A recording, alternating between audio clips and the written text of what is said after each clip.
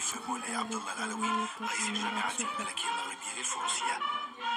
ثم استعرض سموه تشكيلة من الحرس الملكي أدت له التحية.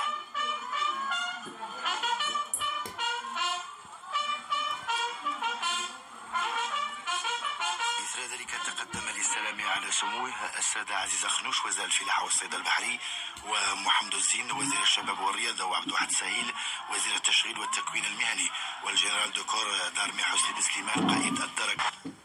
ويعتبر المعهد الوطني للفرس ولي العهد الأمير مولاي الحسن أول مؤسسة بالمغرب وإفريقيا معدة. ناسني هذه صور